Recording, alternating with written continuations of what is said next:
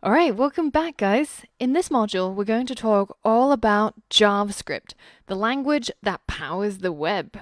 Now, I reckon that I can guess your age based on whether if you recognize this logo. So the people who recognize it, or may have even used it, I reckon that you're probably over the age of 30, or you're just really savvy with your internet history. Now, for those of you guys who don't recognize this symbol, this is the logo for Netscape Navigator, the browser that dominated the 90s. Now, what about these logos? I'm willing to guess that almost everybody will know at least one of these logos, if not all of them. And what do they all have in common? Well, there was one company that invested in all of these startups, and that's Andreessen Horowitz. And the Andreessen in this case refers to Mark Andreessen, who was one of the principal makers of the Netscape Navigator. So in the beginning, way before Chrome or Firefox, Safari, or even Internet Explorer, there was a browser called Mosaic. And Mosaic was something that Mark worked on even while he was at university. And when he finished university, he began to work on Netscape. And at one point, Netscape Navigator held over 80% of the market share in terms of browser usage. Subsequently, there was a huge browser war. And there was a big kerfuffle between Netscape, which was the dominant force, and Internet Explorer. And the result was the death of Netscape and the Netscape Communications Company. But a lot of that technology was transported and incorporated into the modern day Firefox. So when we talk about Mosaic and Netscape, this really was the beginning of web browsing as we know it today. So I want to take you back. We're going to time travel to 1995. And this was the time before Tupac was killed and NSYNC was plastered all over my room, and a time when people would fight each other for the latest version of Windows 95. At this point in time, HTML websites were all form and no function. And when a website did in fact need some functionality, such as retrieving a piece of data that you searched for, or just calculating something, or converting between different units, the website had to send that request to the data server, and it was in the data server where all of this computation and business logic happened, and then it would return the web page that contained the new data. Now, the team at Netscape wanted something a little bit different. They envisioned a future where the web was more dynamic, with animations and real-time user interaction. And in order to enable this, you needed to take away the server and have the code be able to run on the browser. So in order to do this, they wanted to create a small scripting language. The requirements were that this language had to be simple, and it had to be really easy so that even non-developers and non-programmers could use it to add functionality to websites. So they contracted this guy, Brendan Eich, to create that programming language. And as internet history and internet lore goes, Brendan proceeded to sit down with the team, and while there were other people who tried to lose a guy in 10 days, Brendan was able to create JavaScript in 10 days.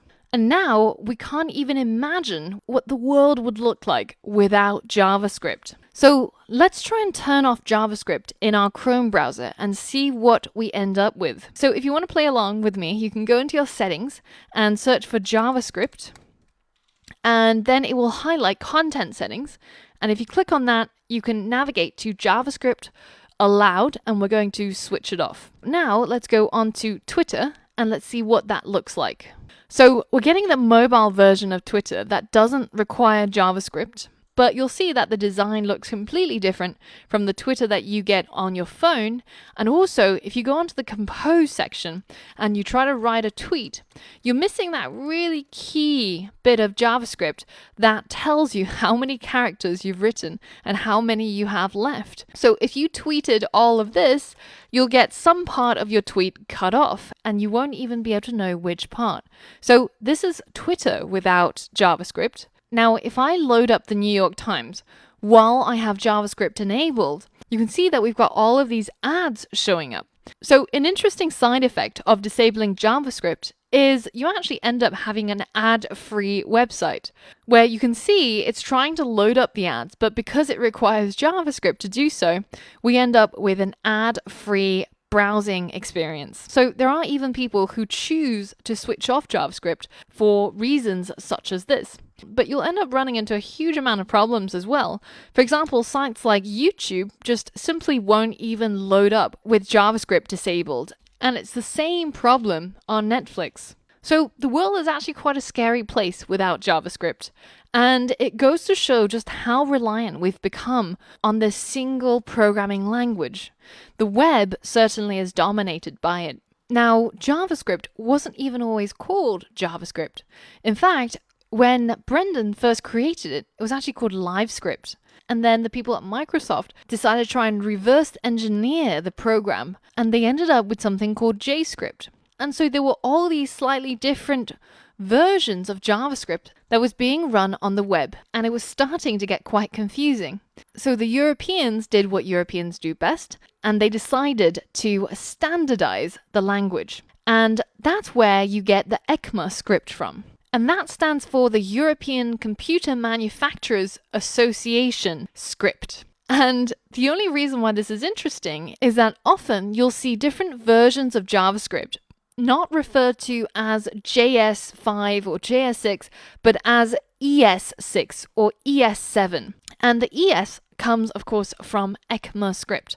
All right, so enough history. Why is it called JavaScript anyways? What does the script stand for? Well, just as you have scripts in plays where it tells the actors what they should do, the scripting languages does much the same thing with regards to websites. So, for example, let's say that we have a script and we have some actors, Gwyneth Paltrow and Brad Pitt. So obviously we're making a very high-end movie here.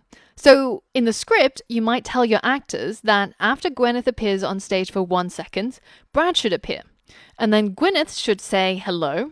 And then there's a delay of 1 second when Brad needs to say hello. So this is the script.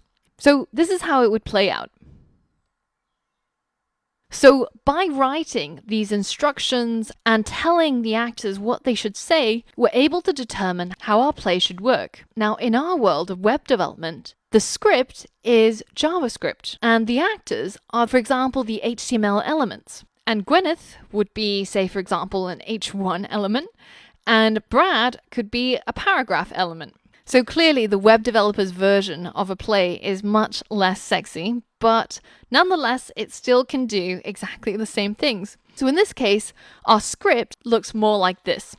First, unhide H1, then after 1 second delay, unhide the paragraph tag. Then the H1 should change its text to the word hello, and the paragraph tag should change its text to the word world. So let's give that a go. There we go. So in this case, we're using our JavaScript to tell our players or our elements what it should do. And this is how scripting languages work. So the other question that I tend to get from students is JavaScript similar to Java? And what exactly is their relationship? And to those students, I often refer to something that a computer science professor once told me, which is Java and JavaScript have about as much in common as car and carpet. And the only reason why JavaScript was called JavaScript was because in the 90s, the word Java was about as hot as the word blockchain in today's world. And you may or may not have read the story about the Long Island iced tea company, which had its stock double in price almost overnight by simply changing its name to Long Blockchain Company. So that was exactly what happened in the 90s. Everybody wanted the word Java in their name, but JavaScript and Java actually have some big differences. And the main difference is that JavaScript is an interpreted programming language, whereas Java is a compiled programming language. So I'll defer to this brilliant cartoon from a TV show called Bits and Bytes from the 1980s to explain this. It's from a really awesome Canadian series, and I'll include a link to the video in the resources section of this lesson. Now, whereas in the olden days, interpreted languages tend to be seen as almost like toy languages. They weren't so powerful, they were very slow, and they had to execute all the instructions line by line. Whereas compiled languages were seen as the more serious languages, and you end up with very fast running programs. Now, today, modern JavaScript is used in all sorts of places. Whereas traditionally it was a front-end language that was meant to add some animations to your website or allow a little bit of user interaction. But nowadays, JavaScript can be seen in frameworks ranging from the front end to the back end and everything in between. And later in this course, we're going to learn about a lot of those frameworks. Now, the other great thing about JavaScript is that it's the one language that is supported by all of the major browsers. While you can use other languages that can be compiled into JavaScript and run on the browser, it is still the language that powers the web. And this is evident from the popularity of JavaScript. So this is a graph that's compiled by RedMonk, and this is for January 2018. And you can see that at the top right corner, the most popular language of 2018 is still JavaScript, closely followed by Java. So whenever students ask me, what is the language that I should learn first? Or what is the best programming language to become skilled in? I tend to tell them that, well, that depends on what you want to build. If you want to build an iOS app, then that means you should learn Swift. If you want to build an Android app, then you need to know about Java. But if you want to build websites and web apps, then JavaScript is going to be your close ally. Although if you're not careful, it can also be your enemy. So in the coming lessons, we're going to learn about best practice in terms of using JavaScript and all of the good parts that this language offers. So for all of that and more, I'll see you on the next lesson.